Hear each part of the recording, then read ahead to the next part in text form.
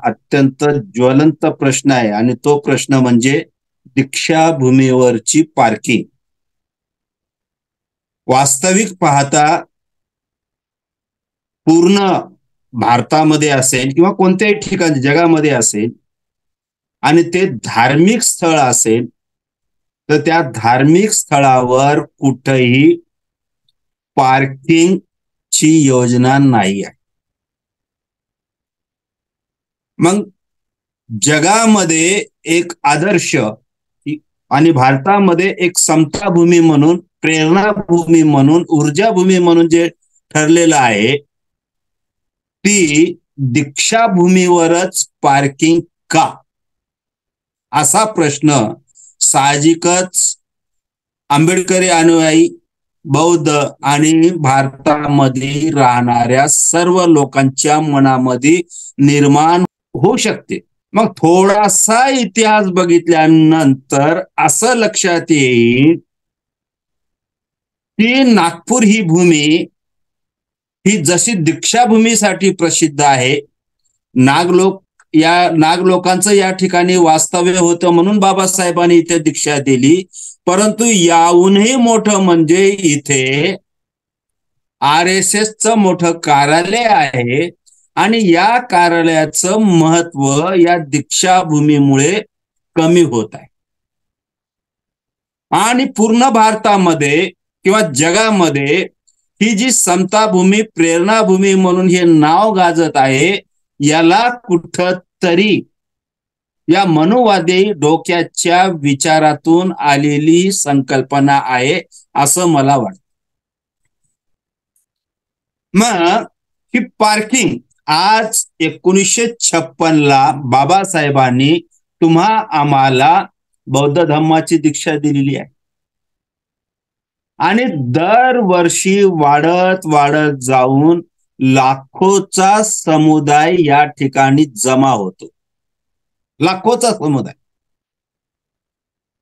मग हे लाखो लोक भाषणाला ऐकायला येत असतील, बंतीजीची धम्मदेशना ऐकायला येत असतील, तो भाग वेगळा आहे. परंतु हे लाखो लोक नेमके त्या दिवशी का येतात?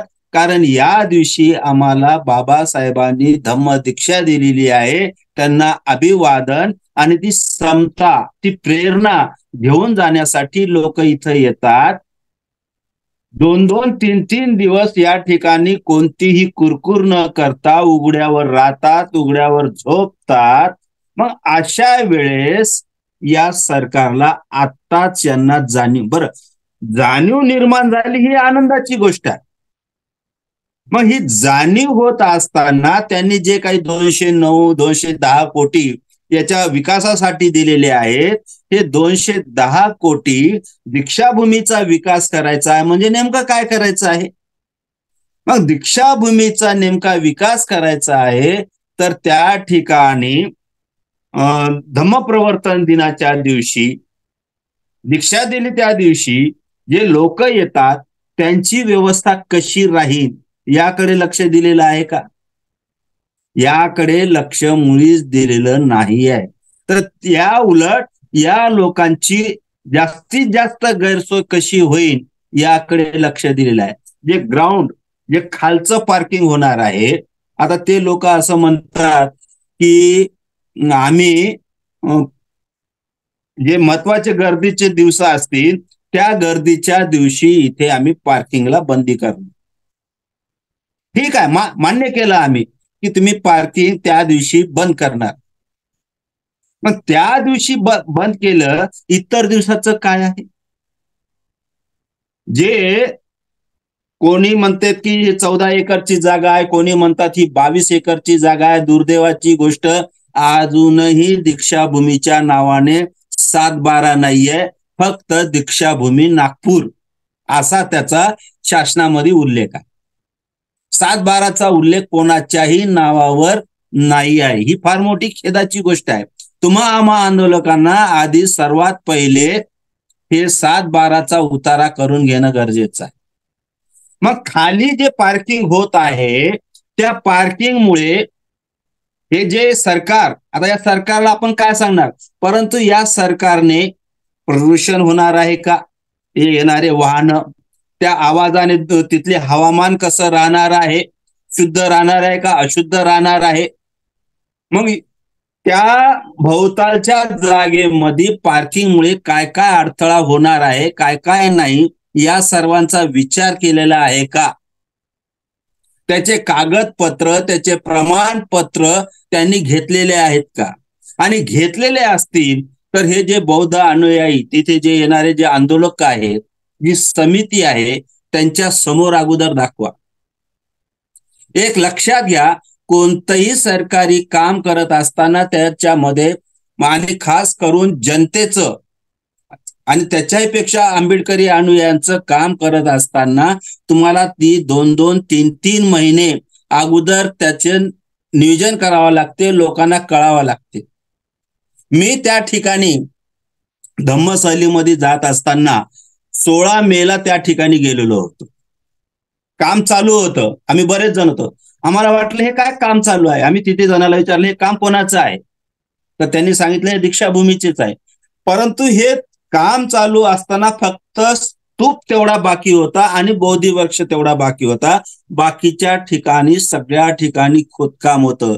जे जे गेलेले आहेत तिथं त्या बुद्धांचा पुतळा नव्हता, आंबेडकरांचा जे बाजूला आहेत हार घालतात ते ते पुतळे त्यावेळेस नष्ट झालेले होते, म्हणजे बाजूला काढून टाकले असते. मग आताची जर परिस्थिती असेल तर पुढे जे वाहनं येतील, मधामध्ये कामं करत असताना, सुरुंग लावत असताना स्तूपाला धोका होणार नाही का?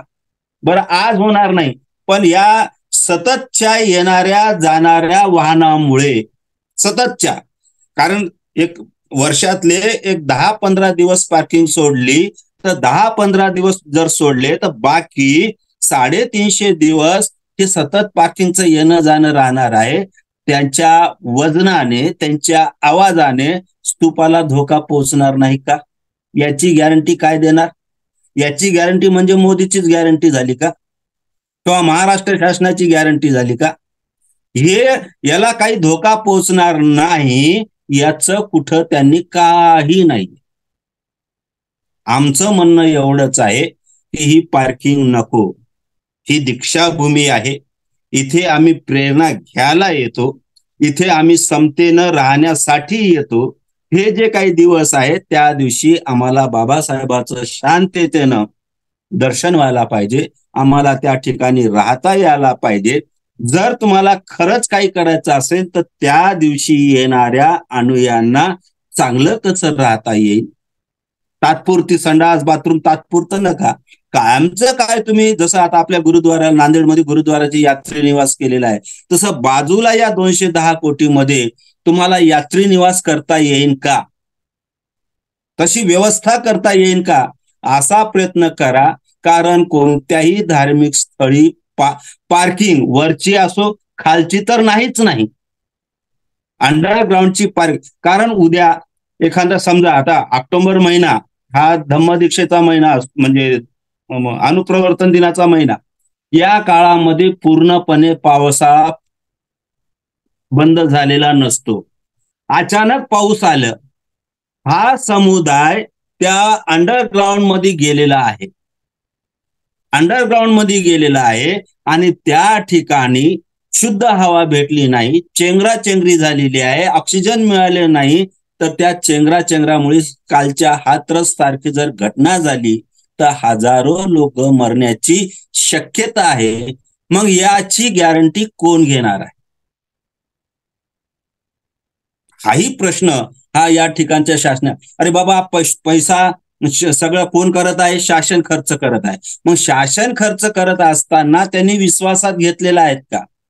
समितीला, असं समिती म्हणते की आम्ही विचारलेला आहे, अरे पण कोणाला? अनुयायांना विचारलेला आहे का? या अनुयायी मधले तिथले काही सल्लागार समितीवर काही लोक आहेत का? अनुयायी मधले काही तिथं इंजिनियर आहेत का? मार्गदर्शक आहेत का?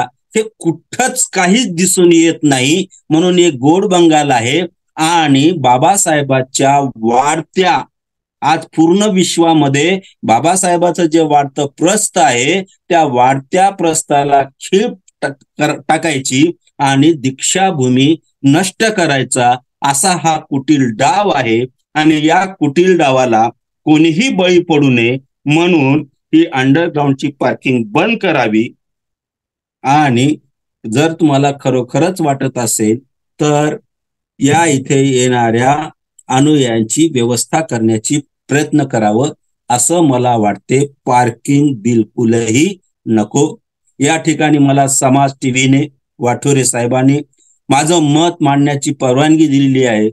त्यांचं पूर्ण जे काही मंडळ असेल, समाज टीव्हीचं जे सगळ्याच याच्यामध्ये जे मंडळ असेल, वाठोरे साहेब असतील, त्या सर्वांचं मी पुन्हा एकदा ऋण व्यक्त करतो. मला बोलायची संधी दिली त्याबद्दलही त्यांचे ऋण व्यक्त करतो. जय भीम, जय संविधान, जय भारत.